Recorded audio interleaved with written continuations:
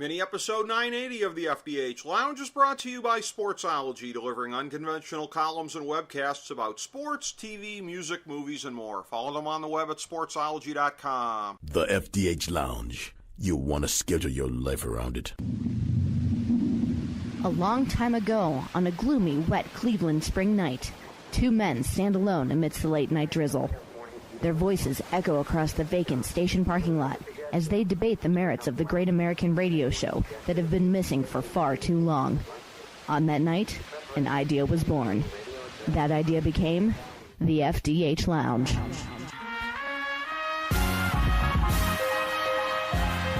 Welcome to the FDH Lounge. Hello, everyone. Welcome to mini episode number 980 of the FDH Lounge.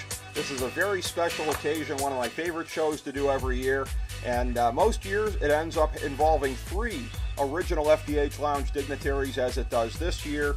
Myself, Jason Jones, Chris Galloway, here to talk NFL Draft. One of the great rites of springtime in America, ladies and gentlemen, when the FDH Lounge is convening three original FDH Lounge dignitaries to talk NFL Draft. So this is our preview show. We've already gotten into a little bit on the molecular level of some of the players. Myself and Jason, with his excellent new Gridiron and Hardwood site, we were co-producing some NFL Draft Combine coverage. Of course, that was FDH Lounge mini episodes number 975 to 977. That's where you could catch that on this end. So we've gotten into a little bit of the micro level of the players. We've already kind of covered that. So I'm not going to ask as much in the way of questions along those lines, although again, these guys are free to go wherever they want to go and talking about the subject matter. So this is something that, again, we've all been looking forward to doing this show. And Jason, I know how much it pained you. You missed the one last year, but back this year, good to have you in the mix, my man. Yeah, can't wait. This one's been a little different, I'll be honest. We all come from a similar perspective, and it's starting to feel like the 2016 presidential campaign where people want to eat each other. But we'll see how. I actually do have a point of comparison about something I see John Dorsey doing that, if he's using strategy in a way, appears to be somewhat kind of Trumpian, if you can call it that. So it's funny you went there, because I'm going to address that subsequently. And, of course, on that note, one of our premier political gurus in the FDH Lounge, my man, Chris Galloway. How you doing, buddy? I'm doing well, and I think the only way that this could get better is if John Dorsey literally just started tweeting day and night about the draft, the NFL, and just calling out other coaches and organizations left and right. the failing Detroit Lions wanted to trade with us. So sad. That would be epic stuff. That would be amazing. My fear is you could see something like that before Thursday on the trajectory that John Dorsey's on, but we'll get to that a little bit later. Of course, this show is always something that we put together. It is always the capstone of our draft guide for every year.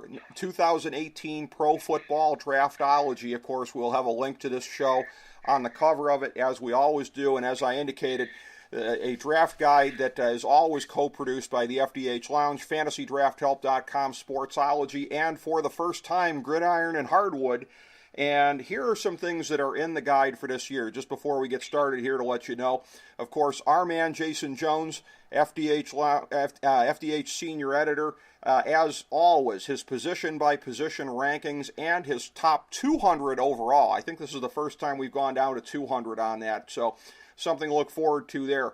Prospect video links. You want to see these guys playing. You want to see what they look like in their form. You might want to turn your sound down when you do that, though, because everybody's a wannabe DJ that puts these things together, and you get some god-awful rap music on there. So advice in advance, folks, turn down your sound when you're watching the highlight films, because that part of it's kind of douchey. But we have the links for you.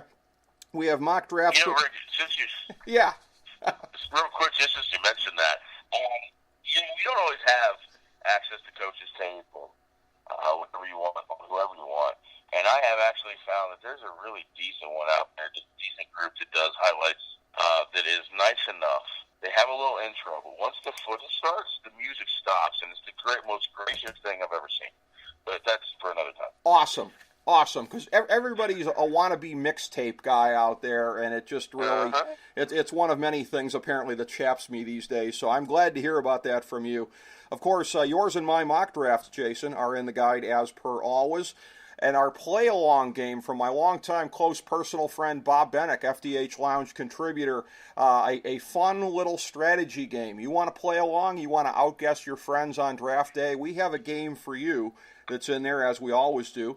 Early 2018 predictions, and then also our UQB stat being unveiled for the first time for 2018, and of course that is our ultimate quantitative baseline from fantasy football, the best players at each position last year based on the ultimate quantitative baseline at each position. We are unveiling that now, as well as, I hinted this to you guys off air, this was my little Manhattan project. For the first time in any sport, we have the FDH UQB team stat, ultimate quantitative baseline for the 2017 season. Here's what we averaged together. Of course, there is the final FDH Lounge Power Rankings for 2017 that we do. We go 1 through 32. So off of that, we have created, and we've had the last couple of years, an Impressiveness of Victories Index. So it's 50%.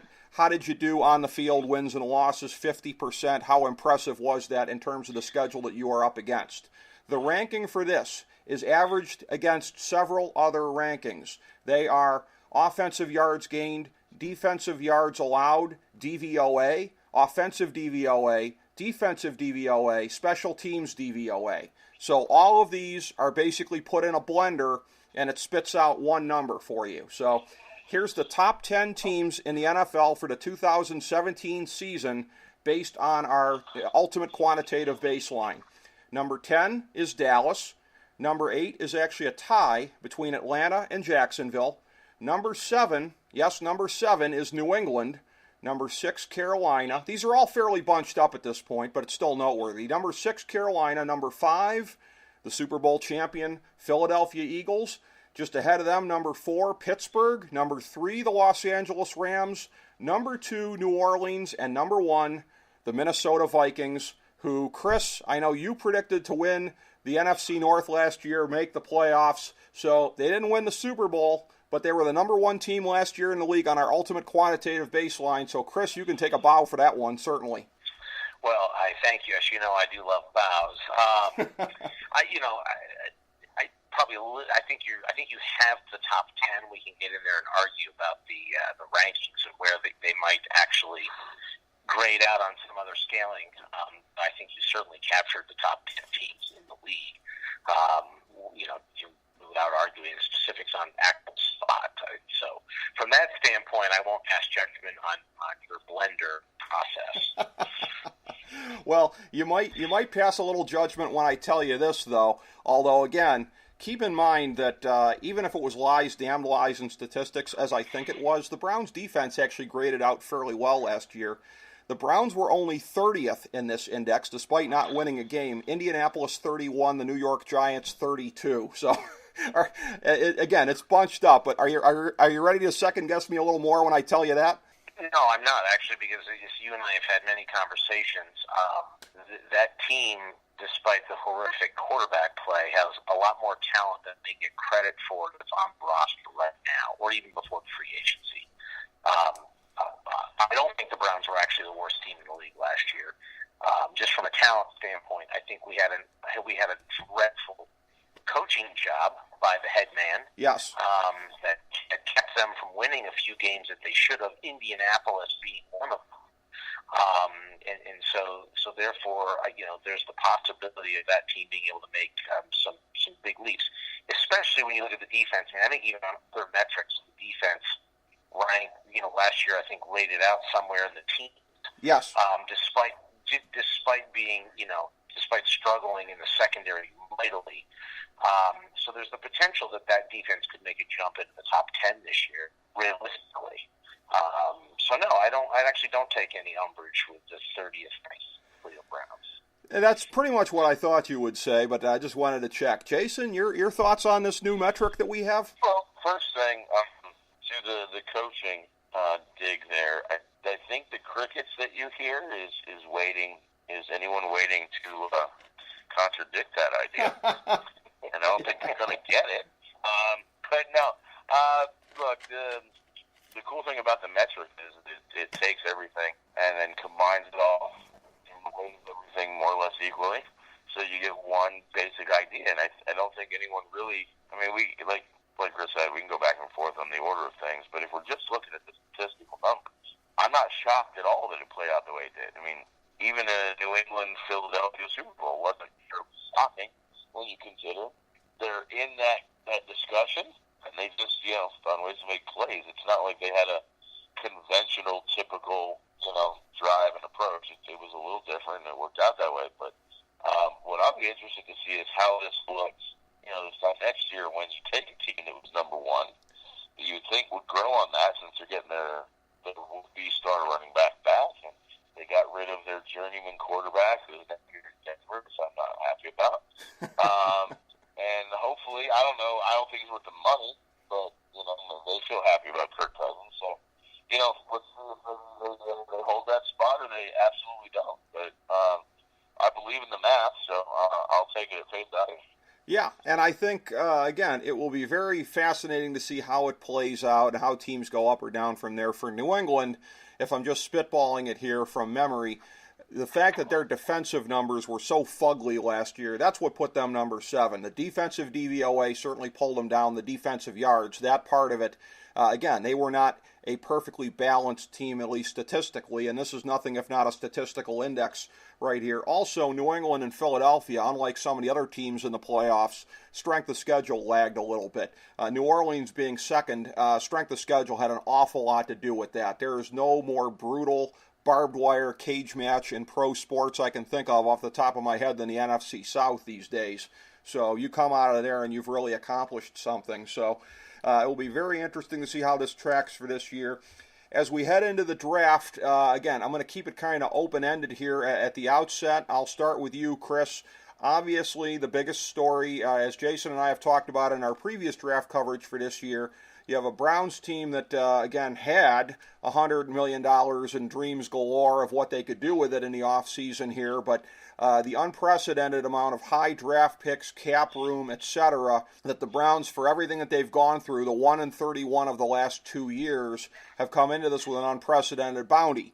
So they are obviously the biggest story of this draft. You've got the quarterbacks toward the top of the draft, the chance that you could have more of them going in a row at the top of the draft than we've seen in quite some time. Not necessarily indicative of one of the all-time great classes like '83, but just in terms of teams having needs in those spots and or trading up like the Jets did. So as you look at it, again, whether it be wanting to talk about either of those stories or anything else, what is what really kind of grabs you from a macro level for this year's draft? Well, I think the first 5 picks in the draft is really going to set a bunch of dominoes rolling in terms of how the rest of that first round plays out. Like who's able to move up or who wants to move down. I think that first 5 picks is really going to dictate how the whole draft, the rest of that first round especially, plays out. I think it's interesting the Browns basically get to control the first and the second round. Both Thursday night and Friday night kicking it off. I mean, what they do will have that domino effect.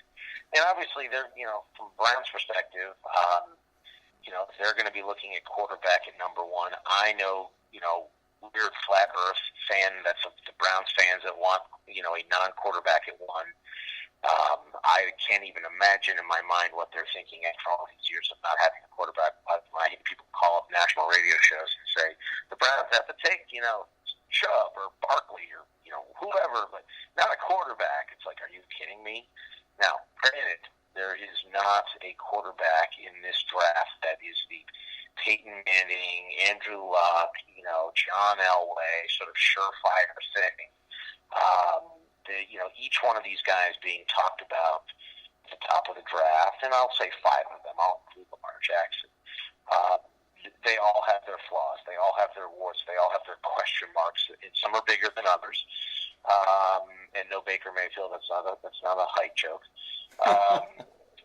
So Browns are going to do their research, they're going to make their pick, and then the dominoes will start falling. And depending on what they do, I think will directly impact, for example, what the Giants do. So if the Browns take Allen, I think that the Giants will take Darnold.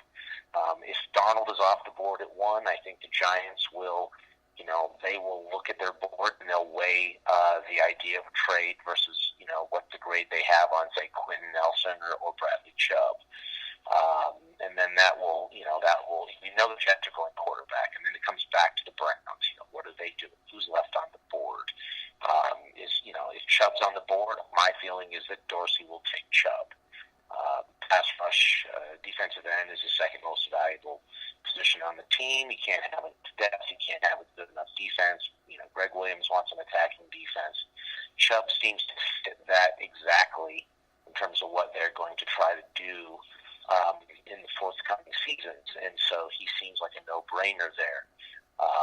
And I say that I don't know that Dorsey's reaction will be to move down. I think a lot of people are banking on the Browns to just sort of trade out of 4 with Buffalo and take that 12 and 22 pick and move down. But the only reason that makes any sense is if you're doing that to grab a tackle later in the first round. And I got to tell you, when I look at all the tackles in this draft, you talk about the question marks at quarterback, the tackles are even worse. I don't have anybody with a first-round grade at tackle. I think McGlinchey's a fraud. I think he's a right tackle at best in this league, and I think he benefited directly from playing next to a future Hall of Famer in Quentin Nelson. And so I think McGlinchey will get exposed because somebody's counting on him to be their left tackle in the future. Hint, hint, John Dorsey, let's not make that mistake. Again, I think the Browns, what they do, it's going to create this domino effect. My guess is they stay put at 1 and 4. Somebody even suggested they could trade out of both, which would be the curveball nobody sees coming. But what they do will affect the dominoes, and then again replay that Friday night going into the second round, controlling those first 2 of those first 3 picks. I think that's going to be the fun thing to watch in this draft. Exactly, and trading out of 1 and 4 would be the most Browns thing in the history of the Browns, I think, being there in that spot. I agree with you on Chubb at 4, and I say that from the point of view of being a pessimist in terms of my mock draft. I'd rather, of course, see them take Saquon Barkley. My guess is they waive as he passes them by on the draft board and take Chubb. That's just my guess. So, Jason, as you're looking at the draft, dominant overall stories in your mind? Yeah, quarterback's clearly going to be the thing that drives this until at least come off the board. I have a feeling that we're all probably relatively united on who should be at 1. And then, the big story, as it's been in this whole process, is how Cleveland literally is going to dictate everything else, at least in the early going. I know that they've been, quote, open for business this entire time. I don't think they've actually ever been open for business at 1. The only way that happens is somebody's dumb enough to get to the draft. I'm sure if Buffalo said, "Here, take every pick we have in the first 3 rounds," they'd probably consider it. But that'd be ridiculous. So not going to happen. I don't think they trade out of 1 no matter what. I think they take quarterback at 1 no matter what, despite what some of the dark corners of the fandom want to think. And then this is where we start to either differ a little bit or work on reality versus what we want. The fact of the matter is, I make no bones about wanting Darnold and Barkley. I don't care what you have to do it.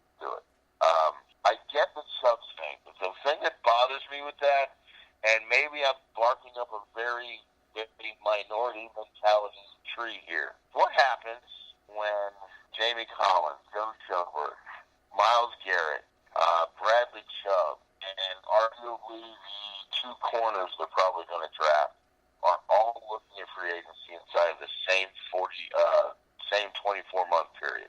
Ooh, hadn't thought of that.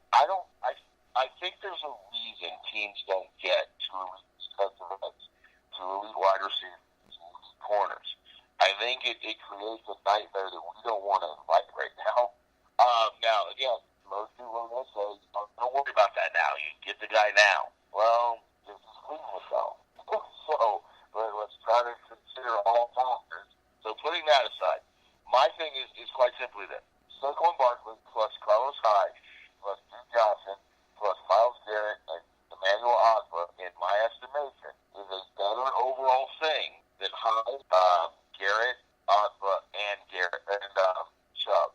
So to me, in an overall, just really basic perspective, I think to me it just seems more important in a selfish way that they find a way to get Barkley. Now, I think Barkley will be there at 4, just like I think Myles Garrett will be there at 4. He's eating like most of us.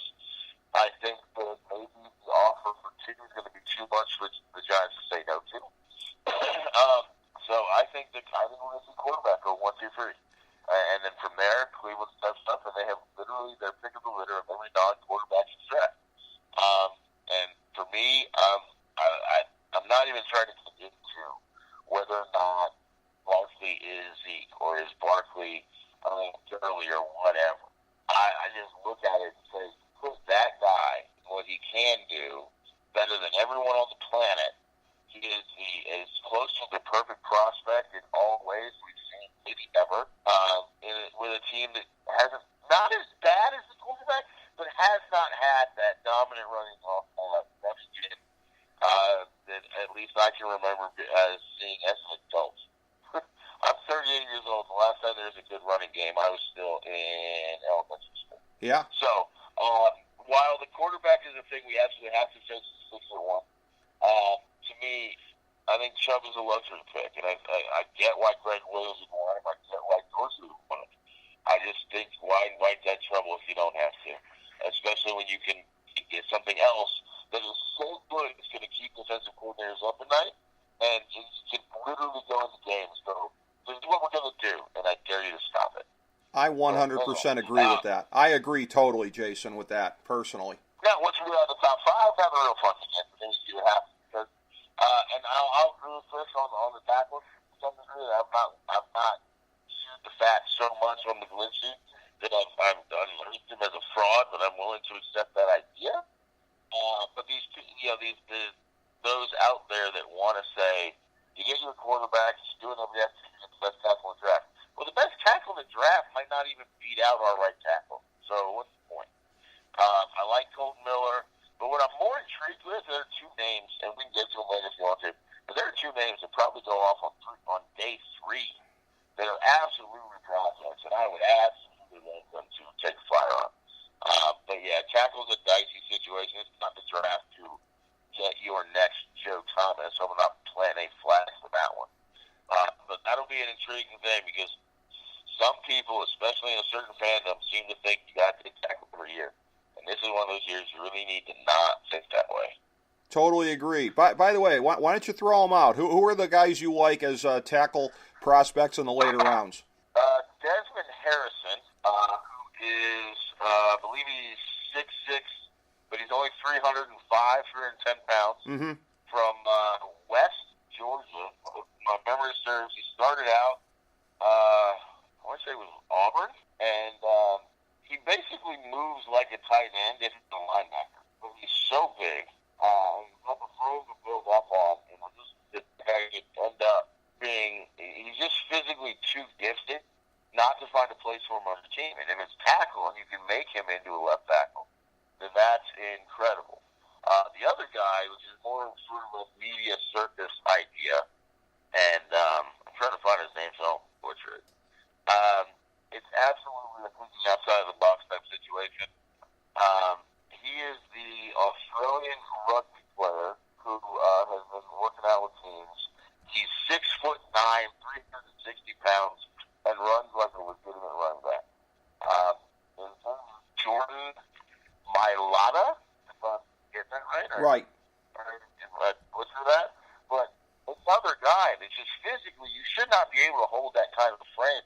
And he's been able to do it in a different sport where his agility could really help with the size if, and this is a massive if he can learn to play that position. And playing rugby is a lot different than playing offensive tackle in American football. But these are guys you can take in round 5 and try to develop them just how good your coaches are. And, if they work, great. If they don't, minimal risk taken. But if you're going to take a tackle in this draft, I think you got to think outside the box.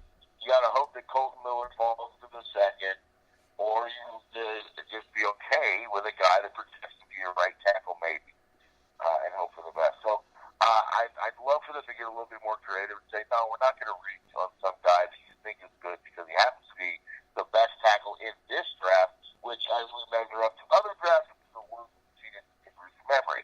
That does not translate to me. But if you do want to take a low risk, high reward kind of a situation, I'm all for that.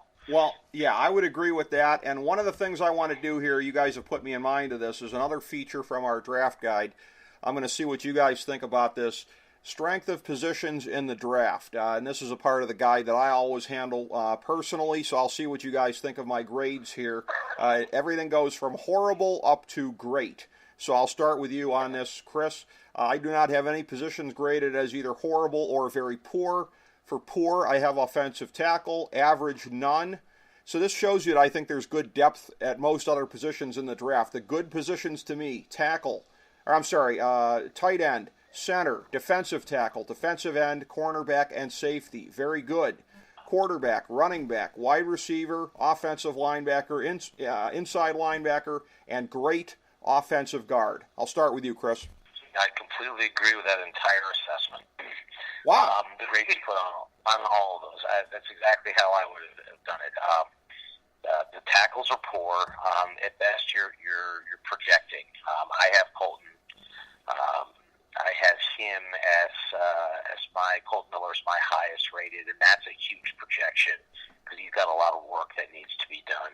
He really does have Patriot written all over him, I think, in terms of how they might be able to mold him. And then, of course, your interior guards and your centers. I think this is a great class for those positions. Of course, that's, the Browns, of course, invested a ton of money in a bunch of these guys in the last couple of years. And so I don't really see them drafting somebody in the first 4 rounds at those positions. But there's a lot of depth. I think the kid out of Arkansas, the center out of Arkansas, he's really rising up people's boards, and I think he's probably going to end up being a second-round pick. Versus, I think when this process started, a lot of people had him sort of, 5th, 6th round. So it just goes to show you how much movement there is in this. Your defensive ends, your tackles, you've got some great ones.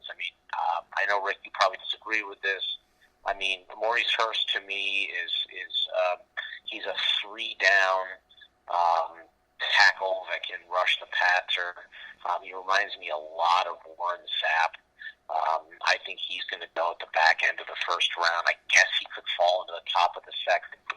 I still see him somewhere in the 20s going. So there's a lot of great players to be had in that position. And then secondary-wise, starting with Derwin James, starting with Mika Fitzpatrick, the potential safeties are really solid. I'm a big fan of Derwin James. I think that's a player at 4 you could see the Browns grabbing if for some reason the Giants stay put and take Chubb. He seems like a Dorsey type of player, very versatile, can play all over the field, really. And so this is a really good draft overall, unless you're looking for a tackle. I would agree with that, and I think you probably said a lot there that Jason would agree with as well. And, I don't necessarily disagree with you about Hurst. The only thing that comes up with him is obviously the health issues that were uncovered at the Combine here. Teams may be a little bit squeamish about that. I think there was some heart stuff, but that won't necessarily preclude him from going in the first round, but it may give teams something to think about in that regard. Jason, your thoughts on the position by position, and if you disagree with any of the position grades? I don't disagree with any of them. The one little caveat I'd throw in there, though, and this is just what happens when you look at the whole picture, 5+ rounds. Only someone was actually go all the way to the finish line. But when you look at the bulk of picks that will be made, I agree with everything you said, like Chris. The one little warning I would put on that is just because we believe that quarterback is relatively deep, running back is a little relatively deep. Wide receiver is relatively deep, albeit not at the high level that we saw a few years ago. And then you're going to see a lot with offensive guards, not as much on tackles. That doesn't mean that you can sit back and wait until the 5th round to address these things. I do agree with the overall sentiment.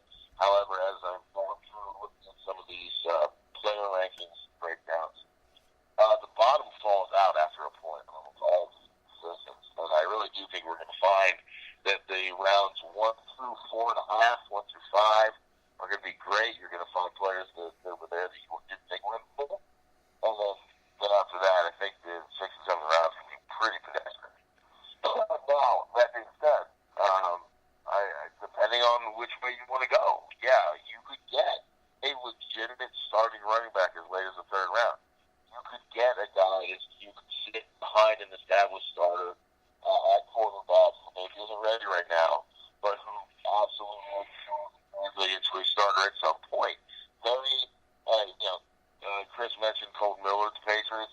I don't know anybody on the planet that doesn't look at something like a Kyle Oleta, who they could get 2nd, maybe 3rd round, who just feels like the quintessential Patriot type pick. And 5 years from now, we'll be talking about him like he's the next whatever. The traditional grouping rankings, absolutely have no issue with whatsoever.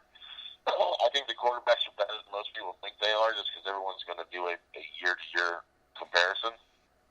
I actually think that the top quarterback in this draft is probably the top quarterback we've seen in the last 3 drafts, but I don't want to start a fight or anything. My big overall thing is, just because this team doesn't mean you can go get some bum in the 7th round. Be smart about it. Use value appropriately. You could really come out of this thing with a heck of a spread of picks if they're made right, which those of us always see about. Well, exactly, and I'm going to start there, and I'm going to throw this one first to you, Jason, because I'm going to invoke you a little bit here towards the end of what I've got. I teased this a little bit. My thought about the Browns and my fears about some of the things that I'm seeing. And I had said to you guys off air, to me, John Dorsey with this cutesy-poo crap with the media is sort of looking like your average Instagram, fame whore right about now with, the little nuggets out there to the media. And, again, I'm old school. I'd rather see a GM just keep his head down and not be, worried about spending hours of the day feeding the beast with this kind of crap. The one thing is, the exception to the rule is, and I mentioned this before about him going to the Trump handbook potentially, if he's trying to go to the madman theory like with North Korea of we might take a quarterback at 1 and 4. If that is successful in getting somebody to trade up to the 4th pick, and again, all things being equal, I'd rather see Saquon Barkley go there, but if Barkley's off the board, I'm fine with a mild trade back, 5 to 8 spots. If he's successful in getting anybody to believe he might be stupid enough to take quarterbacks at 1 and 4, and that helps grease a deal, okay, that would be the exception to my rule. But as far as my theory on the Browns, neither of you guys, I don't believe. I know you didn't, Jason. Chris, you didn't watch Mad Men, did you? Or am I wrong? No. Okay. So I'm going to have to explain this. I'm going to have to set this up. Jason, I know you tapped out early in season 1. I told you if you made it to the Nixon and Kennedy episode that you'd love it, but I understand. It's a slow show. It was too slow for you. That's fine. That's how a lot of people felt about it. But Joan Holloway, the buxom lead secretary in the office there was an episode in season 5 where this very disgusting individual from Jaguar makes the deal where the indecent proposal deal to the partners. We'll give you our business if I get to have one night with Joan. And the partners vote to put it to her to accept or to decline. And she accepts it because she gets to become a partner in the firm if she goes through it. So she does this, and she hates it afterwards, but hey, at least she's got a partnership. I see that as directly analogous to the 0-16 season. We, like Joan Holloway, are doing the shower of shame right about now. And if Josh Allen is the pick, then we're getting the proverbial box of kitty litter, Jason, which you once referred to Derek Anderson as, justifiably so. And again, that's what we would be getting for our night of shame versus Sam Darnold That's the partnership at Sterling Draper, baby. That's what we got to look forward to if we pick Sam Darnold at 1. I say that as Browns fans. So to me, it's that stark of a differential. You've already suffered through this. The 0-16 season equals the night with Herb from Jaguar. What do we do now that we're on the other end? And I think it's as stark as that, Jason. Wow, that is a lot to digest in one shot, because that entire time, all I'm thinking is, Christina has the dance. But that's a whole other conversation. I haven't seen the show, and I'm just thinking that's a terrible analogy. And it was a lot of setup to get to not much payoff. We disagree. I've seen enough of the show that I get it.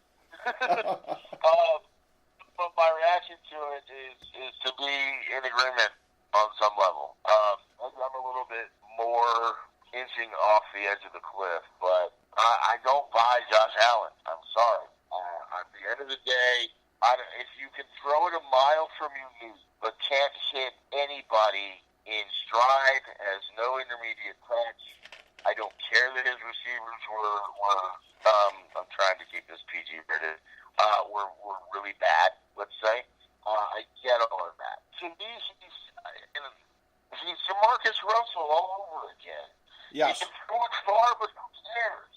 And, if we have time, I would really like to get into something that all three of us, I would almost put money on, watched intently. And that is that bowl game against Ohio State with Sam Darnold, which a lot of local fans like to throw out there as being negative. And I think, oh my goodness, that was such a positive for Sam Darnold, because he literally threw the kitchen sink at him in every single play. And he did the thing that no Cleveland Brown quarterback that I can remember since Kozar, and maybe that's being generous, can do. And that is when everything falls apart. Does he make positive plays? And in that Ohio State game, he was phenomenal in that. And my thing is, take Josh Allen. Hell, put Josh Allen on USC, so at least he has DeAndre Burnett and the other kid who's a legacy, his name escapes me at the moment. At least give me receivers that are at least scholarship worthy. And guess what? Josh Allen probably throws 6 or 7 interceptions. He probably throws for about 25%, and it is the most deplorably bad thing we've ever seen. So if there's a legitimate thing about Josh Allen, I'm not going to say that I'm going to go full-on boycott like I did with Holmgren. Oh, yeah. Holmgren, Okay. there you go. Okay. I actually went full boycott. I said, I will still my team, but I will not pay for anything, and I will not watch them until they get rid of him. It won't be that bad. I'll at least hope that someone knows something that I don't, but I will be very depressed if they go for Josh Allen, because I think it's pulling the trigger on Jamarcus Russell again. That being said, I assume that we're all Sam Darnold people on some level. I like the fact that he just checks all the boxes. Is he Andrew Luck or Peyton Manning? Maybe not. But I do think that he's the best option that they could have had during this time when they chose not to take quarterbacks, and that would include Deshaun Watson and Wentz and some of these other guys that fans won't let out of their crawl. So if it's Josh Allen, I'm going to be really upset. If it's anybody else, I can at least be convinced that there's something there.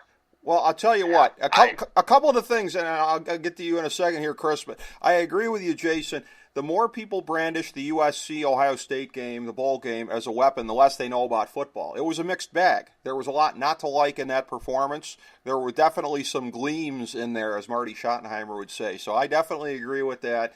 I think Darnold's got a high floor as well as a high ceiling. People talk more about the high floor, but I think the ceiling is pretty incredible as well, potentially.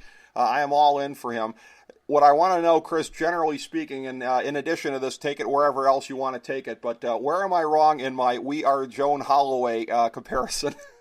Well, yeah, I don't really know the episode and the character, so I can't really comment on that. I think what we are is the Browns are the fans are a hopeful group, and I think that if the Browns select Josh Allen, they will be hoping that some way, somehow, these coaches can find a way to take the positives weaknesses that this young man has, because he does have some. I mean, it's not like he's just, garbage or something. I don't have a first round grade on him, because when I looked at his performances in college, there was literally not one game that he dominated. Whether they won or they lost, like, he took control of the game by himself and put that team on his shoulders. And every great quarterback at some point does that. There literally was nothing to point to say, wow, look what Josh Allen did this week. Can you believe it? Now, you see glimpses of the physical skills. They're there. But we had that last year with John Kaiser, where you saw flashes of where you would go, wow, for this one quarter in this game, like, he's looking like a really good NFL quarterback, and then he would go back to being Deshaun Kaiser.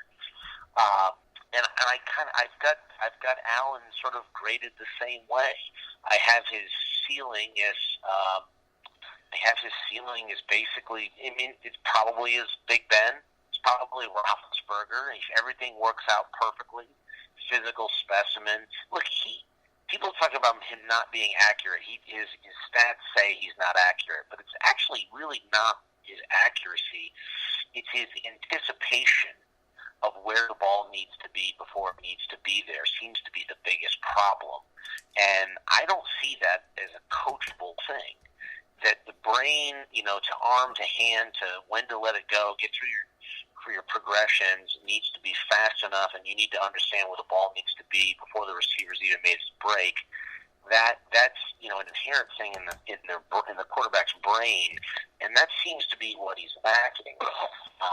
So his ceiling is Big Ben. His floor is, as Jason said, it's Jamarcus Russell without the purple. I mean, it's just. It could be really, really bad. I liken Josh Allen to this, to use a golf analogy. We see these guys that are on the, the long drive tour, where these guys go out and they just hit the ball a ton. Yeah. And you think, wow, how come these guys aren't all on the PGA Tour? Really just crushing it, just drive, and then the rest of the game is simple, right? Well, none of those guys are on the PGA Tour because they can hit it a ton, and then they got nothing else. And that's what I worry about. The Browns are doing. They're going, man, look at this guy off the long drive tour. Let's get him over here to the Masters and put some money on it. He's going to kill us, down in Augusta. Oops. He's got no short game. Oops. He doesn't. He's no good with his irons. So that's what I kind of look at Josh Allen, and I go, man, you are banking on one skill set and then hoping the rest of it falls into place. To me, I agree with Jason. Highest floor, maybe not as high a ceiling as potentially Josh Allen, but as you average out floor and ceiling at Sam Darnold, he's probably the closest thing in terms of, projecting out to be like a Brett Favre kind of guy.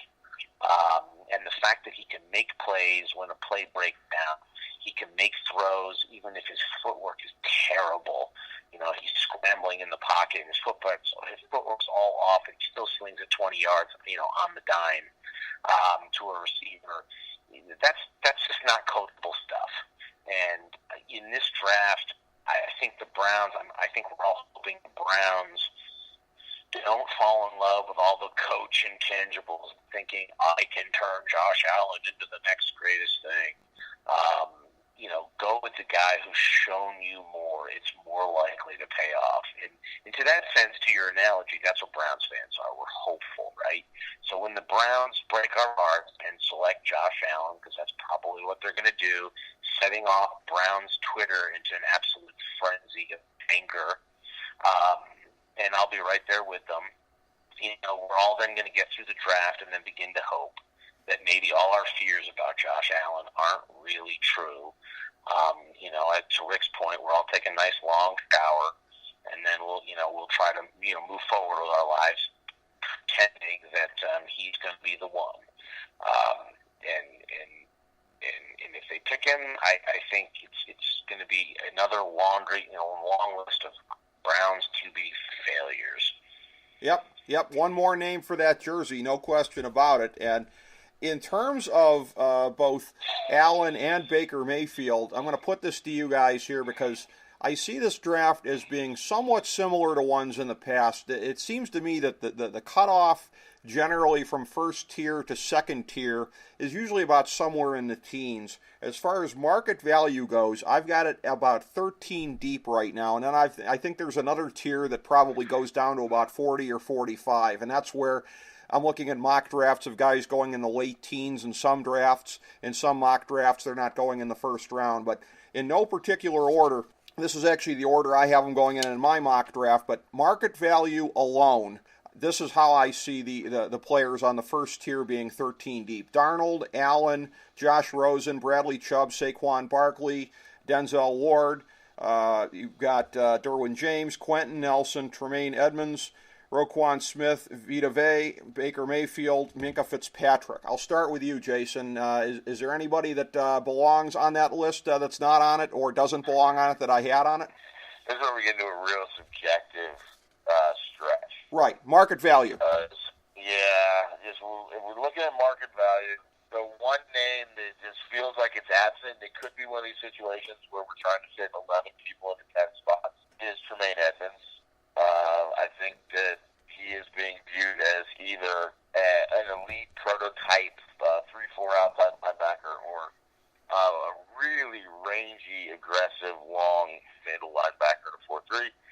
Either way, I think if you're looking for a linebacker, people are salivating over him. Now, from our previous discussions, I would absolutely leapfrog him over Minkah Fitzpatrick, and we can get into that. But the long and short of it is I'm not giving anybody a top 10 pick if they're a slot corner, and I don't give a darn if it's the reincarnation of Darrelle Revis. And another Darrelle Revis thing is on Ward. I'm sorry, but just to me, I feel like the league has moved to a point where, as good as he is, he's still 5'10". And I don't know that we can still afford to take guys on this big split, no matter how skilled they are, in the top 10 with where the league is going right now. So there's a couple things I have to move there, but really Tremaine Edmonds is the only one I'm really worried about fitting into it. The question is, who does he knock out? And that's a question for each individual, I guess. Pretty much so, yeah. So those 13 guys constituting the top tier, Chris, anybody you agree or disagree with? Well, I agree that I wouldn't pick Tremaine Edmonds.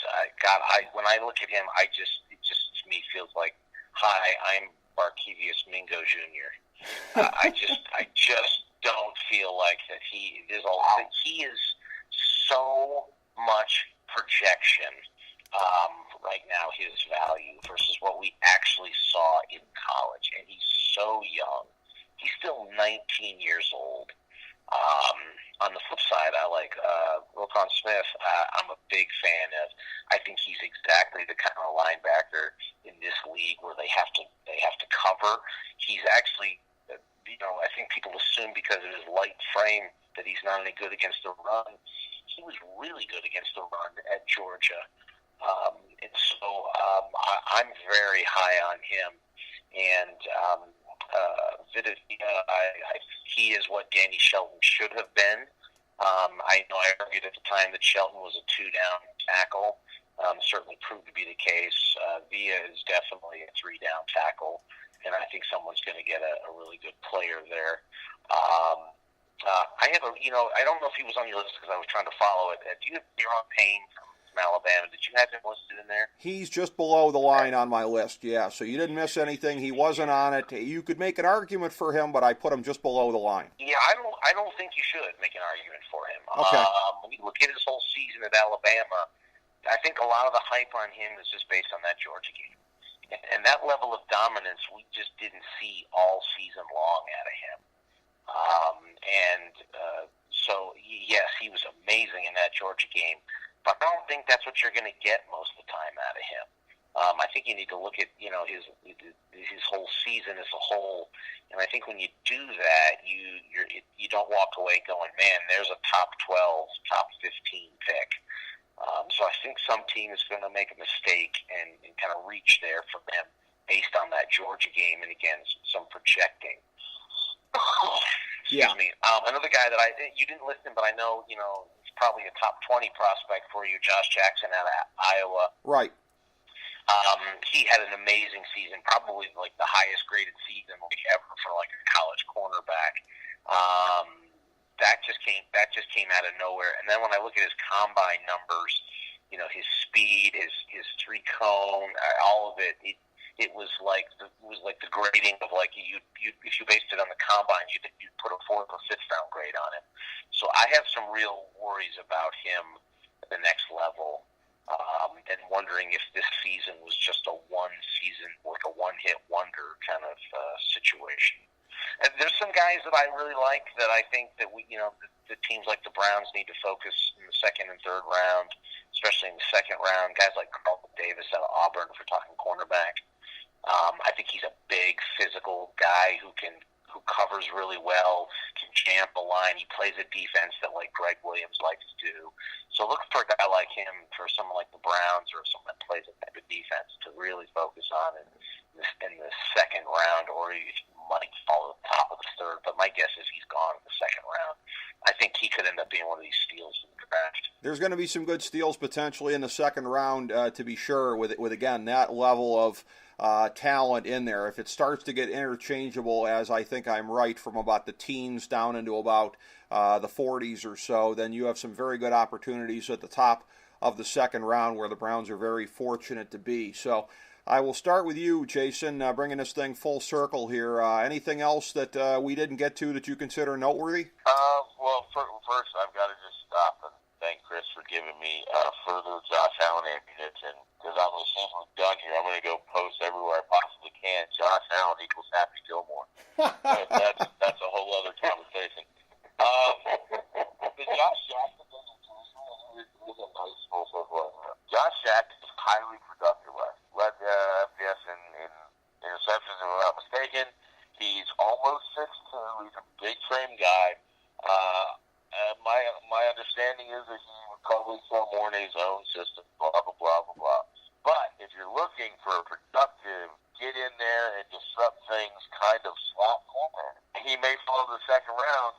I'm telling you right now, I'm jumping on Josh Jackson in the 2nd round to play slot corner or whatever, wherever you're going to make him fit, 1,000 times faster than taking Minka Fitzpatrick from the top 10 to the same thing.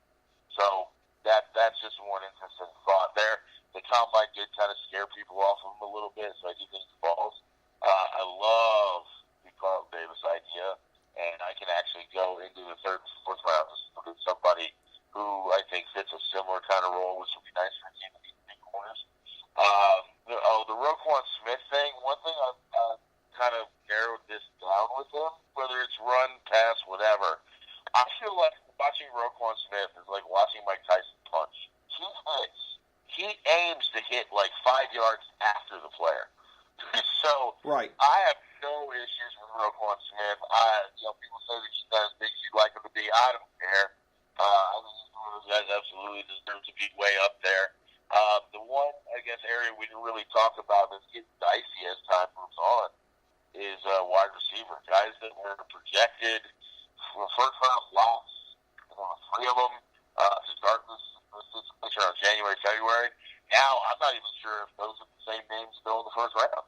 Now, I still think that you're going to get great value all the way through to potential the 4th. But there's some other things to be seen there. But, yeah, just in general, look, this whole thing comes down to what happens in 1 through 5. 1 through 5 dictates everything else. And I agree that some guys are rising and falling, which is setting up this interesting dynamic where, depending on what your team needs, you could be eyeballing a guy who might be available, or you think he'll be available, or he could absolutely be the guy that someone reaches on because they think he's that good.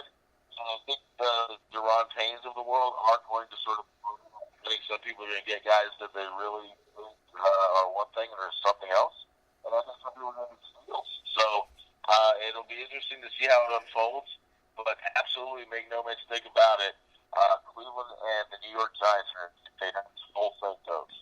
They're going to. A couple things about what you said there. You are absolutely right. Great fluidity at wide receiver. Calvin Ridley still seems to be the number 1 guy to go on a lot of boards, but again, there's a decent amount of fluidity, and wide receivers, any of these guys could really go from, the mid to later teens all the way through to the beginning of the second round, and going to be pretty good value probably for the guys who are getting taken a little bit later. As for Happy Gilmore, to quote a movie that our show's greatest all-time guest Bob Barker was in, hopefully for whoever takes Josh Allen, and hopefully especially if it's the Browns from our point of view, there is a moment of, uh-oh, Happy learned to putt.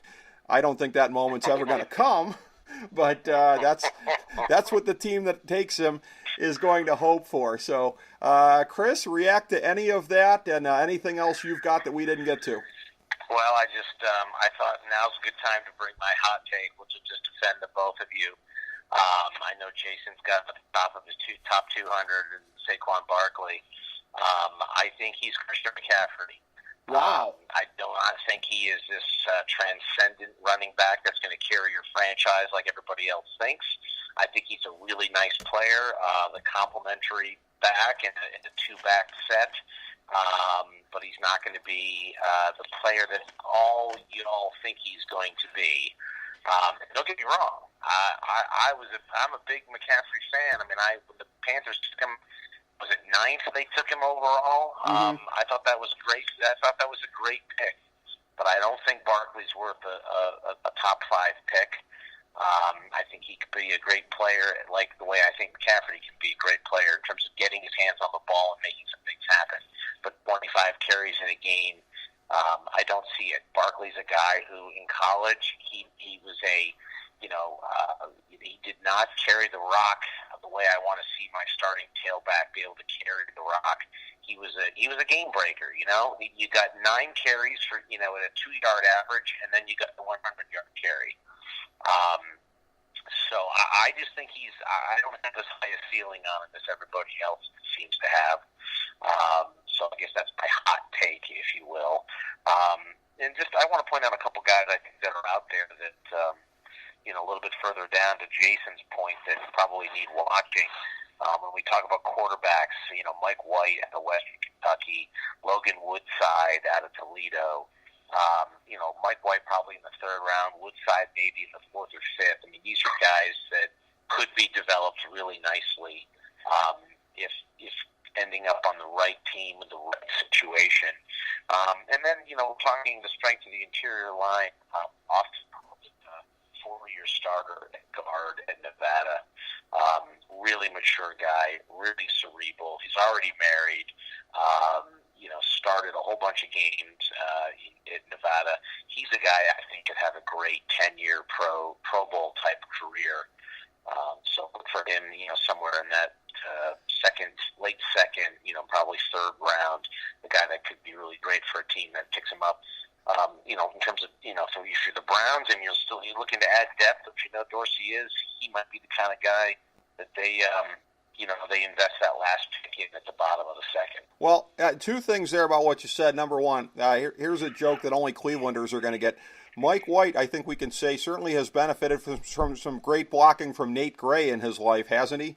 I think that's certainly the case. No. So there's that. Yeah. Yikes. Google that one, well, kids. Hopefully this Mike White is not off the farm alpacas. Yeah, I was going to make an alpaca farm joke too, but Google that one, kids. Also, counterpoint on Barkley, as you knew I would. He's built really nothing like McCaffrey. He's certainly much more solid, much more physically able as far as toting the rock. So does that not at all conflict with your theory? No. Okay. All right. No, it doesn't.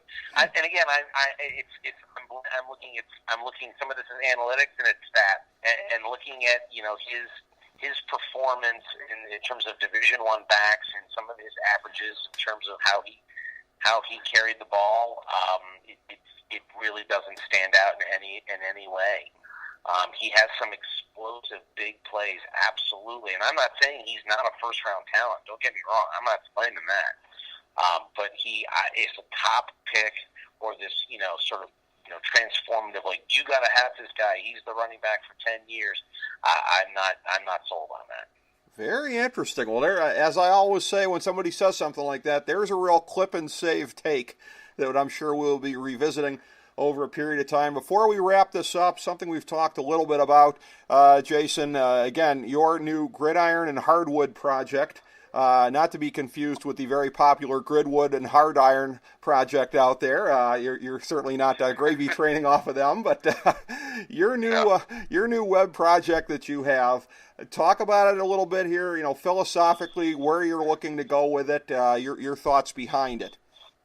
Well, I guess the genesis of it all was a little over 10 years in radio.